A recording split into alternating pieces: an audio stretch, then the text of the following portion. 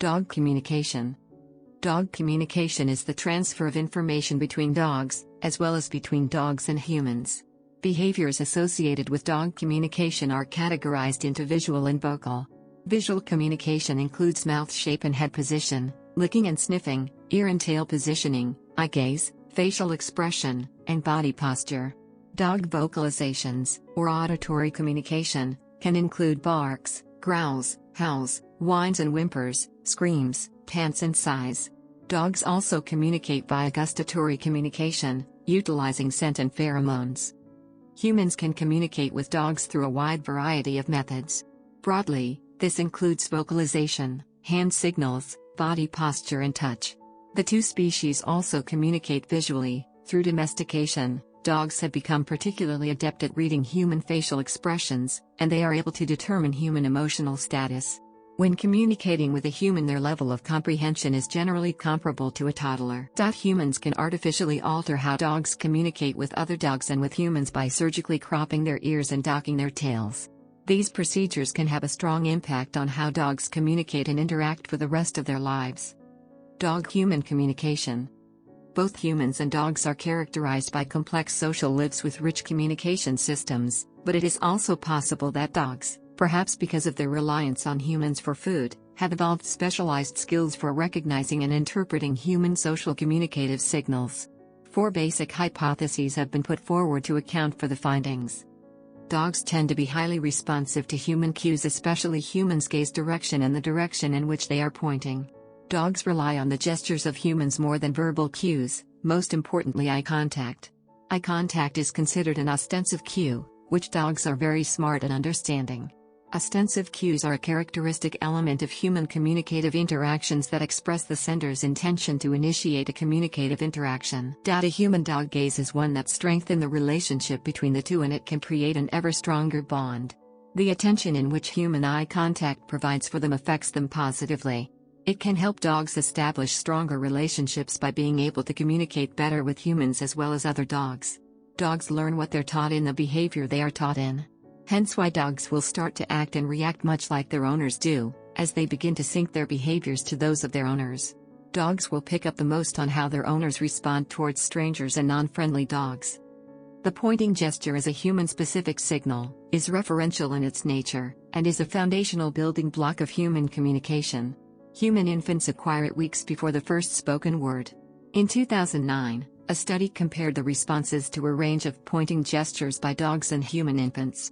The study showed little difference in the performance of 2-year-old children and dogs, while 3-year-old children's performance was higher. The results also showed that all subjects were able to generalize from their previous experience to respond to relatively novel pointing gestures. These findings suggest that dogs demonstrate a similar level of performance as 2-year-old children that can be explained as a joint outcome of their evolutionary history as well as their socialization in a human environment. One study has indicated that dogs are able to tell how big another dog is just by listening to its growl. The research also shows that dogs do not, or cannot, misrepresent their size, and this is the first time research has shown animals can determine another's size by the sound it makes.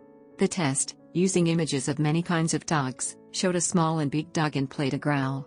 20 of the 24 test dogs looked at the image of the appropriately sized dog first and looked at it longest. Depending on the context, a dog's bark can vary in timing, pitch, and amplitude. It is possible that these have different meanings. Additionally, most people can tell from a bark whether a dog was alone or being approached by a stranger, playing or being aggressive, and able to tell from a growl how big the dog is. This is thought to be evidence of human-dog coevolution. Visual.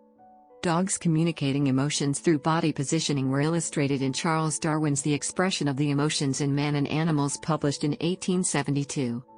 In her book on talking terms with dogs, Tora Brugus identifies around 30 signals that she calls calming signals. The notion of dominance and submission is much debated. In her book, she does not use these terms to differentiate behavior. She describes calming signals as a way for dogs to calm themselves down or other humans/dogs around them. These are some of the signals she identifies. By moving different parts of their bodies, whether facial expressions or postures, dogs can express a wide range of emotions and signals. Mouth shape. Head position. Yawn. Similarly to humans, Dogs yawn in an attempt to awaken. Dogs will also yawn when under stress, or as a pacifying signal when being menaced by aggression signals from another dog. Yawning, accompanied by a head turned away from the aggressor, can diffuse a potentially threatening situation. 120 to 122 It is also recognized as a calming signal. Licking and sniffing. Licking behavior has multiple causes and meanings and should not be simply interpreted as affection. Dogs that are familiar with each other may lick each other's faces in greeting, then sniff any moist membranes where odors are strongest, i.e. mouth, nose, anal region, or urogenital region. Mating behaviors are characterized by licking in a more vigorous manner than used during greetings. 124 Licking can communicate information about dominance, intentions, and state of mind, and like the yawn, is mainly a pacifying behavior.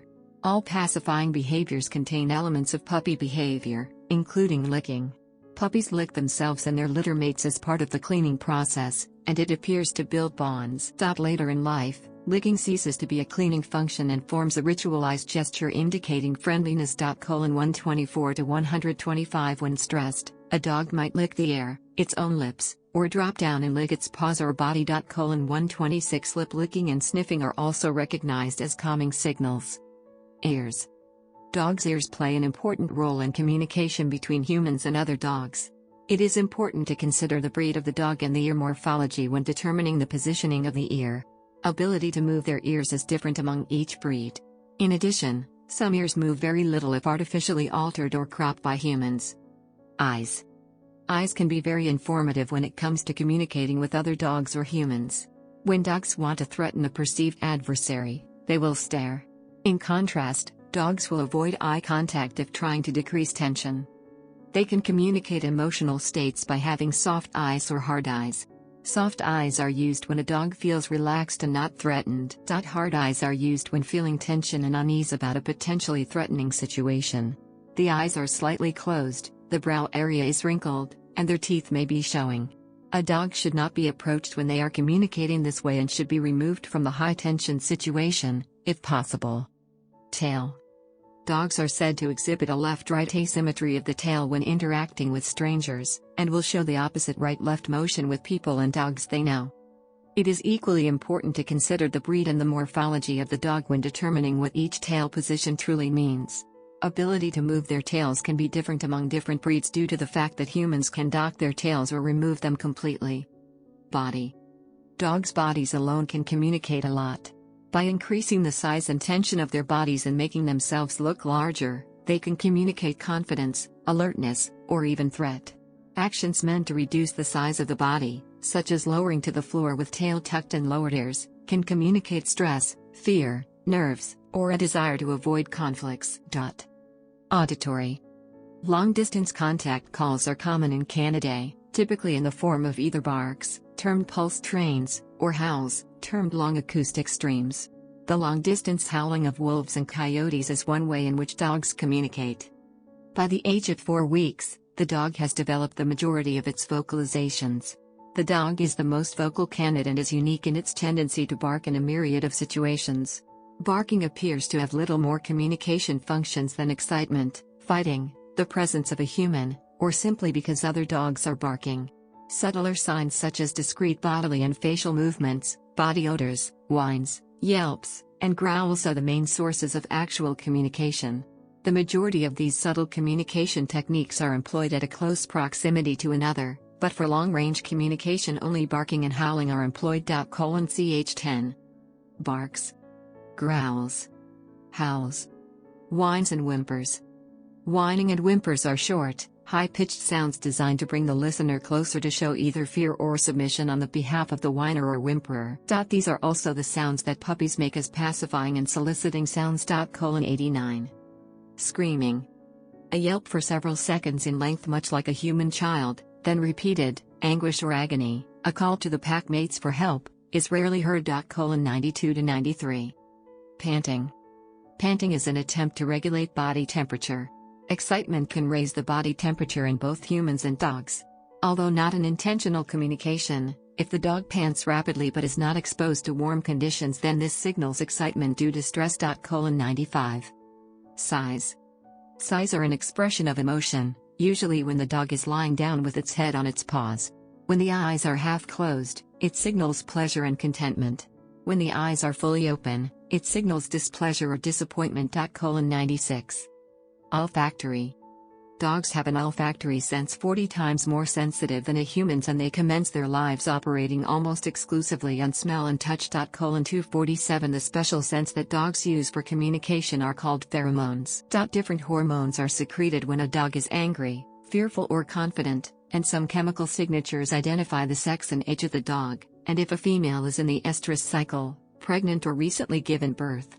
Many of the pheromone chemicals can be found dissolved in a dog's urine, and sniffing where another dog has urinated gives the dog a great deal of information about that dog. 250 Male dogs prefer to mark vertical surfaces with urine, and having the scent higher allows the air to carry it further. The height of the marking tells other dogs about the size of the dog, as among canines size is an important factor in dominance. 251 Dogs and wolves not only use urine but also their stools to mark their territories. The anal gland of canines give a particular signature to fecal deposits and identifies the marker as well as the place where the dung is left. A small degree of elevation may be sought, such as a rock or fallen branch, to aid scent dispersal. Scratching the ground after defecating is a visual sign pointing to the scent marking. 253 and pointing to the scent marking. 253 and